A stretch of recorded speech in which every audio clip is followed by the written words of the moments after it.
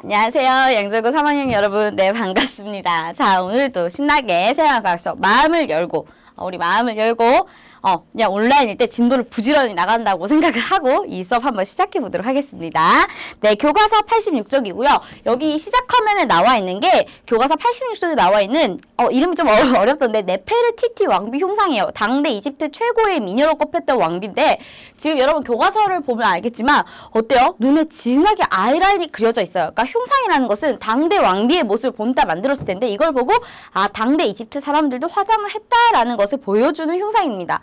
그래서 쌤이 작년에도 3학년 1학기에 생활과학 수업을 했었는데 그때 생각보다 많은 그때 같이 수업을 들었던 남자 선생님들이랑 그 다음에 여러분 선배들 그러니까 그 학수업을 들었던 여러분 선배들이 아이라인 아이브로우 막 이게 뭐예요 막 하던데 아마 아는 사람은 알겠지만 모를 수도 있겠다라는 생각이 들거든요. 선생님 아무래도 여자니까 이렇게 좀 화장이 익숙한 편이에요. 이런 화장이. 그래서 아이라인은 여기 있죠. 여기 눈꼬리 그려주는 게 아이라인이고요. 눈썹을 그리는 거는 아이브로우라고 해요.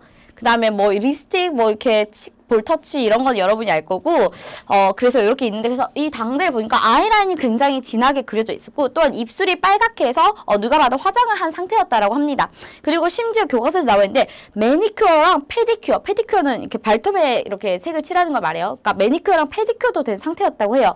물론 지금처럼 이렇게 순수하게 미의 목적보다는 당대는 약간 종교적인 이유 이렇게 화장을 하면 신으로부터 보호를 받는다라는 의미가 있었다고 하는데 실제로 약간 외부 병균으로부터 보호해주는 역할도 했다고도 합니다.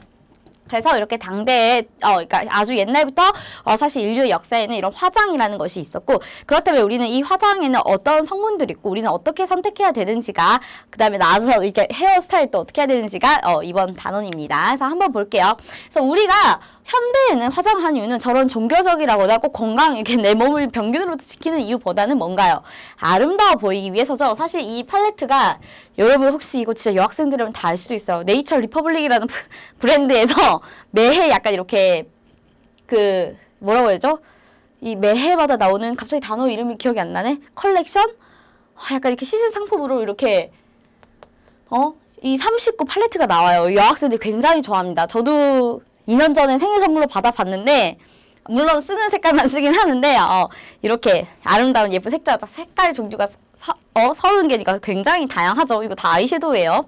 그래서 아름답기 위해서 화장을 하는 거고 그렇다면 지금 이렇게 화려한 색깔도 볼 수 있는 것이 메이크업의 핵심은 바로 색소가 되겠습니다. 우리가 색을 많이 표현하는 게 화장이니까 색소일 텐데 색소의 종류를 우리가 나누었을 때 천연색소, 말 그대로 천연, 자연에서 온 색소와 그 다음에 유기안료, 유기물이 포함된 안료와 그 다음에 무기안료, 그렇지 않은 안료들이 있다고 합니다.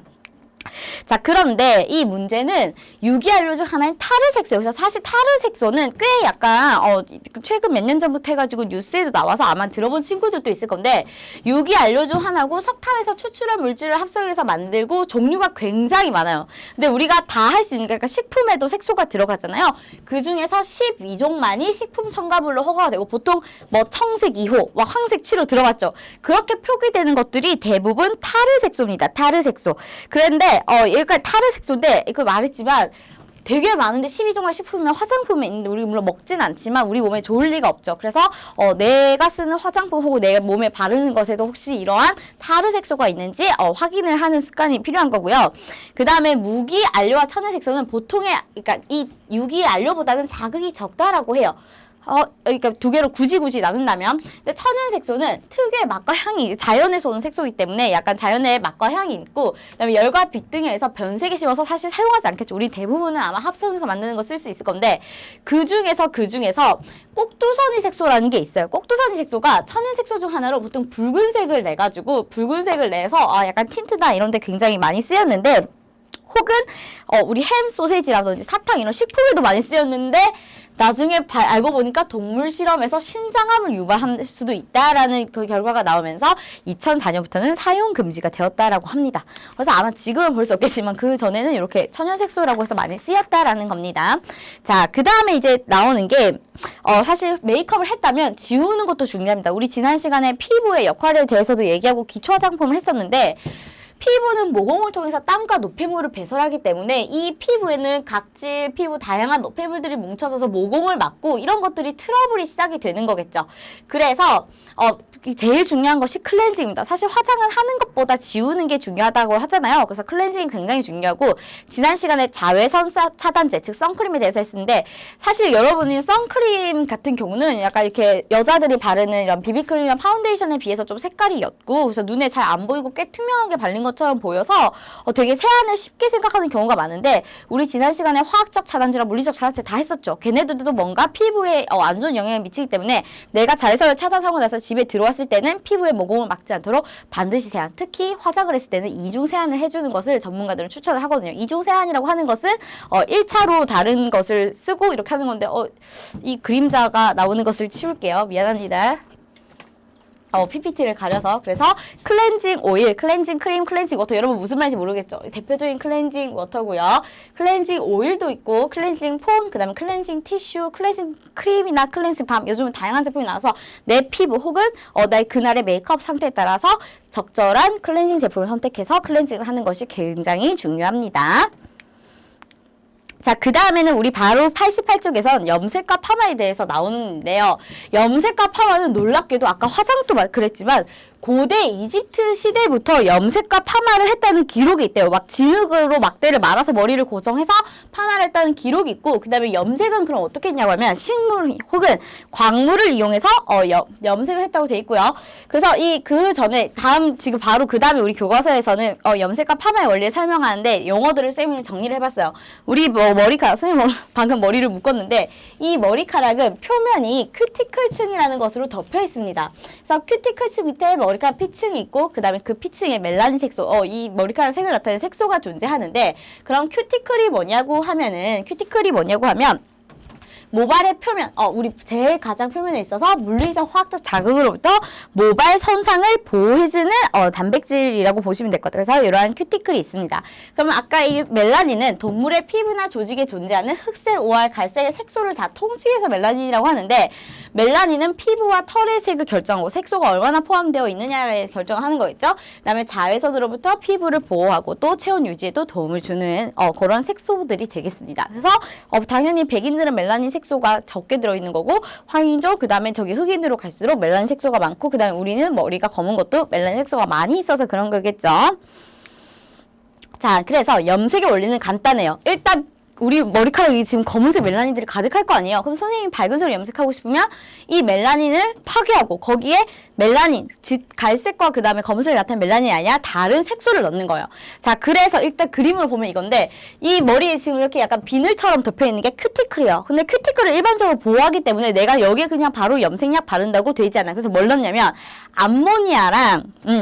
암모니아랑 과산화수소를 넣어요. 그래서 염색약 보면 냄새가 굉장히 좀 독하고 그렇잖아요. 암모니아도 구린내가 많이 있죠. 사실 좀 냄새가 독하고 과산화수소가 있어서 그래요. 뒤에서 설명하겠지만 암모니아로 큐티클을 좀 들뜨게 만들어요. 암모니아로 들뜨게 만들어서 과산화수소가 들어가서 이 기존에 있던 멜라닌 색소를 파괴해요. 그러니까 산화해서 못 쓰게 만든 다음에 그때 염료를 넣어서 새롭게 색을 바꾸는 게 염색의 원리입니다. 그래서 염색의 원리는 암모니아에 원한 색상의 염료를 혼합한 거랑 과산화수소를 섞어서 머리에 바르는데 이 암모니아 아까 말했지만 큐티클층 그 비닐을 좀 더 들뜨게 만들어서 틈을 넣어요. 암모니아는 굉장히 작은 분자예요. 그래서 작은 분자라서 큐티클층을 들뜨게 할 수 있습니다. 그 다음에 이 과산화수소는 굉장히 강한 산화제죠. 혹시 기억나나요? 화학원을 한 친구들은 알 수도 있어요. 그래서 굉장히 강력한 산화제라서 들어가자마자 멜라닌 색소를 파괴라고 우리 교과서에 표현이 되는데 그러니까 산화시켜서 형태를 바꿔버리는 거예요. 아예 원래 멜라닌 역할을 하지 못하게. 그래서 이 멜라닌 색소를 산화 혹은 파괴시키고요. 그 다음에 내가 아까 염료 섞었을 거예요. 원하는 색깔의 염료가 들어가서 그걸 채워지면 염색이 끝 이렇게 된다는 겁니다. 그래서 우리 마지막에 염색하고 나면 다시 이렇게 환원 처리를 해주거든요. 한번 이렇게 쫙 약을 하는데 그래서 염색의 원리가 이렇다는 거. 생각보다 이게 물론 되게 단순한 원리입니다. 자, 그러면 그 다음에는 파마의 원리가 나와요. 교과서 89쪽입니다. 파마도 산화환원 반응을 이용할 건데 머리의 화학적 구조 바꿔주는데 우리 머리카락 구조가 교과서에 그림에도 있고 다음 슬라이드에도 나올 건데 황원자 두 개가 강하게 결합했어요. 이거를 시스테 결합이라고 하는데 황원자 두 개가 강하게 결합을 했는데 이 황원자 두 개가 이렇게 머리카락 사이 결합해서 얘를 끊어. 그러니까 얘들이 결합이 돼 있으니까 내 머리카락 모양이 있을 거 아니에요, 사람마다. 얘를 끊어서 내가 다시 끊은 다음에 원하는 모양으로 바꿔주고 다시 결합을 이어 붙여서 모양을 유지시켜 준다라는 거예요, 간단히 하면. 그래서 이 기존 중력 골격의 황 원자들과의 결합 끊고 새로운 결합을 만들어서 유지시켜주는 건데, 일단 내가 이 황과 황 결합을 끊는 거는 이번에는 환원제, 아까 멜라닌 색소 파괴하는 거 산화제였죠. 그래서 환원제를 이용해서 얘를 결합을 끊고요. 다시 산화제를 이용해서 새로운 결합을 만드는 겁니다. 산화제, 환원제는 여러분들이 아는 용어라고 생각하겠습니다. 그래서 그 전에 아까 그 큐티클도 있었지만 케라틴이 머리카락 주 성분 단백질인데 시스틴이라는 아미노산이 많이 있어요. 근데 그 시스틴에는 요 황과 황 사이에 있는 요 결합이 있어요. 시스틴 결합이 있어요. 그래서 이 이황 결합이 있을 때 모발의 탄력을 유지해주고 모양을 유지해주는 건데, 여기에 염기를 가하면 결합이 끊어지고, 뭐 사실 이거 좀 어려운 말이에요. 이거 어려운 말, 이건 선생님이 교과서를 약간 과학적으로 설명해 놓은 거니까 관심 있는 친구들만 이런 분자 이름이나 이런 거 한번 구조 찾아보면 좋을 것 같아서, 얘를 결합이 끊어져서, 그러니까 원래 시스틴 아미노산인데 시스테인 분자가 가면서 좀 이렇게 결합이 자유로운 상태, 그러니까 원래 자기 분자로 돌아가 때 움직임이 됐을 때 나중에 다시 결합을 연결해주는, 그러니까 이전 슬라이드만 약간 이해를 해도 됩니다. 그래서 이게 뭐냐면, 그림을 보면 정상 모발은 여기 하나 이 S가 있는 게 아까도 말했지만 시스틴이라는 아미노산이 많다 그랬잖아요. 그 단백질, 케라틴이라는 단백질 속에. 그래서 이렇게 황 두 개 사이에 결합이 많은데 내가 환원제를 써요. 여러분, 환원제 우리 통합과학에서 했었는데 환원의 정의가 산소를 잃는 것도 있지만 수소를 얻는 것도 있었잖아요. 그래서 이 수소를 다 갖다 붙이면서 결합을 끊고, 그럼 얘는 SH로 끝나는 시스테인이라는 분자로 다시 돌아간 거예요. 그럼 얘들은 서로 결합이 돼 있지 않으니까 자유롭죠. 그럼 그때 내가 말아, 그룹프라고 하죠. 여러분 세팅기라든지 이렇게 말아요. 파마 해본 친구들이 있으면 이해가 되고, 그 다음에 이렇게 말아요. 만 다음에 나중에 다시 산화제 처리를 하면 얘네들이 다시 이번에 모양이 바뀐 상태에서 새롭게 결합을 하면서 다시 산화를 시켜서 이황 결합을 만들어줘서 이렇게 새로운 모양으로 만든다라는 겁니다. 그러니까 아까 염색을 할 때는 산화제를 써서 기존 멜라닌을 파괴시켜줬고, 이번에는 환원제를 써서 결합을 끊고 황 두 개 사이 결합을 끊고 원하는 모양 한 다음에 다시 산화제를 처리해서 다시 황과 황 사이 결합을 시키는 거. 우리 산화의 정의가 수소를 잃는 것도 있었잖아요. 그래서 다시 요 수소 떼는 거예요. 됐나요? 되게 생각보다 간단한 원리죠. 물론 조금 더 복합적인 원료가 있겠지만. 그 다음에 이제 진정한 아름다움은 사람들이 건강을 해치면서까지 다이어트를 하거나 성형수술을 하는 게 이제 외적인 아름다움에 치중해서라고 하죠. 선생님도 맨날 말로만 다이어트 한다고 아직 제대로 하지 못했는데, 그래서 사실 이렇게 외형의 아름다움만 가꾸는 것은 진정한 아름다움이 아니다라는 얘기를 교과서에서 하고 싶은 거예요. 건강하게 아름다움을 유지하는 것이 제일 좋겠죠. 그래서 외형적인 아름다움에 대한 기준은 사실 시대에 따라서도 다르고요. 사회가 처한 환경에 따라서 다릅니다. 그래서 여기 이 교과서에 나와 있는 이 그림이 아마 지금 우리 교과서 90쪽에 있는 건데, 여기 이게 케냐의 마사이족이래요. 마사이족. 그래서 귓볼이 넓을수록 미녀라고 돼가지고 이 귓볼을 계속 뭘 넣어서 늘리는 거예요. 사실 우리나라에서는 귓볼이 오히려 너무 귓볼이 크면은, 옛날에는 복기 막 붙여있는 게 있지만 요즘은 좀 미적으로 아름답지도 않고, 쌤 친구들 중에서도 귀가 막 너무 크고 두꺼우면 귀걸이 해도 안 예쁘다고 막 이렇게 하니까, 그러니까 지역에 따라서 다르고 사회에 따라 다르고 예전에 우리 조선시대 똑같은 지역이지만 어땠어요? 조선시대에서는 약간 좀 둥글둥글하고, 그쵸? 약간 그런 사람들이 미인이었는데 또 지금은 아니잖아요. 그래서 이렇게 사실 외형적인 아름다움은 시대와 그 사회에 따라서 바뀐다라는 거예요. 그래서 너무 내가 이 모든 아름다움의 가치를 외형적인 것에만 두면 이렇게 시대에 따라서 바뀔 수 있는 거에 두면은 사실 나를 해칠 수가 있기 때문에 건강하게 자신의 신체를 가꾸고 바르고 긍정적인 마음가짐을 통해 내면을 가꾸는 것이 더 중요하다라는 얘기를 하는 겁니다. 물론 미도 중요해요. 미가 중요하지 않다는 것은 아니지만 외형에만 치중해서 우리 건강을 해치지 말자라는 겁니다. 됐나요? 그 다음에는 화장품의 지혜로운 선택인데 굉장히 아름다운 여성분이 나와 있죠. 마스카라 이거 광고인 것 같아요. 그래서 이렇게 속눈썹 풍성하게 하는 게 마스카라입니다. 그래서 이 마스카라인데, 그럼 우리가 이렇게 이 화장품을 그럼 어떻게 지혜롭게 선택할 수 있는지에 대해서 한번 배워보겠습니다. 여기 단원이 짧으니까 조금만 힘내서 조금만 빨리 할게요. 그래서 드레이스테스, 그러니까 이 화장품이라는 게 아까도 말했지만 우리 유기안료도 있었고 무기안료도 있었고 굉장히 많은 합성 그런 약품들을 쓸 건데, 그럼 인체에 내가 바르고 눈에 바르면 들어갈 수도 있고 이런 건데, 그럼 안정성을 어떻게 테스트하느냐인데, 가장 화장품 업계가 활발했을 때 실행했던 테스트가 드레이즈 테스트예요. 드레이즈 테스트가 여기 귀여운 토끼가 나와 있는데 왜 그런지 알 거예요. 이 미국의 독성학자, 이렇게 독에 대해서 연구하는 드레이즈가 개발한 테스트인데요. 토끼를 고정시켜 머리만 나오게. 그래서 마취도 안 해요. 왜냐면 마취하면은 그 생체 반응을 즉각적으로 볼 수 없으니까. 그래서 마취를 안 하고 눈에 각종 이 화장품에 있는 성분들을 넣어보는 거예요. 그래서 마스카라, 라이너, 뭐 이렇게, 이 라이너라는 거, 아이라이너 이렇게 다 말하는 거예요. 그 다음에 클렌징 워터, 뭐 샴푸 이런 거 독성을 했는데, 굳이 많은 동물 중에 토끼를 했다는 거는 눈물의 양과 깜빡거림이 적어서 했는데, 그래도 뭐 독성 있으면 어쩔 거야. 그 다 테스트해보고 없는 것만 할 건데 그 사이에 독성 있는 하면은 뭐 고통스럽게 죽거나 되게 안락사를 했다. 그러니까 지금으로 보면 약간 그렇죠. 여러 가지 문제가 있을 거면 이렇게 동물의 권리라든지 너무 잔인하다든지 이런 생명체의 문제가 있었습니다. 그런 테스트인데, 그래서 그러면 요즘은 이렇게 많은 운동들이 있죠. 동물 실험을 하지 말자라는 운동인데, 그래서 동물 실험을 하지 않는 대체 방법들은 첫 번째는 유정란의 혈관세, 그러니까 약간 세포 상태라고 가정을 하고 그 유정란에다가 혈관을 확장이 되면은 이거 좀 무리가 있다 이렇게 판단한다든지, 혹은 인공으로 배양한 각막세포, 이런 인공 배양 세포, 혹은 환자 뭐 관찰이나 사체, 이미 이렇게 이런 환자들을 관찰, 어떤 독성 물질에 중독된 환자들한테 관찰해서 이런 게 영향을 줄 수 있구나라든지, 사체 이렇게 죽고 난 시체를 연구를 해서 이런 물질이 독성해 해서 인류한테 이렇게 영향을 줬다 안다든지, 혹은 인간의 세포와 조직, 아니면 컴퓨터 시뮬레이션 점점 기술이 발달에 따라서, 또는 진짜 극한에 가면은 인공 피부 조직 테스트, 이런 것들. 그러니까 이런 잔인하고 윤리적이지 않은 동물 실험을 하지 않고 하는 방법들의 개발이 요즘 화장품 기업들 혹은 약학 회사 혹은 연구진들이 해야 할 일이겠죠. 그래서 요즘은 이건 이제 교과서 어디냐면 94쪽이에요. 그래서 동물 실험을 금지를 하기 위해서, 동물 실험을 한지 그래서 3R 원칙이 있대요. 그래서 이 움직임이 하나인데 뭐냐면 축소의 R, 대체 R, 정교하면 R입니다. 그러니까 동물의 수를 줄이고, 물론 어쩔 수 없이 동물 실험을 해야 할 경우가 있다면 일단 최대한 다른 방법을 쓰고, 어쩔 수 없을 때만 동물 실험을 할 때 그 동물의 수를 줄이고요. 그다음에 동물 실험을 대체할 방법을 항상 연구하고요. 그다음에 실험 중 동물이 고통과 억압을 받지 않도록 실험 절차 및 과정을 정교하게 최대한 고통을 덜 줄 수 있는 방향으로 실험을 설계하자라는 운동입니다.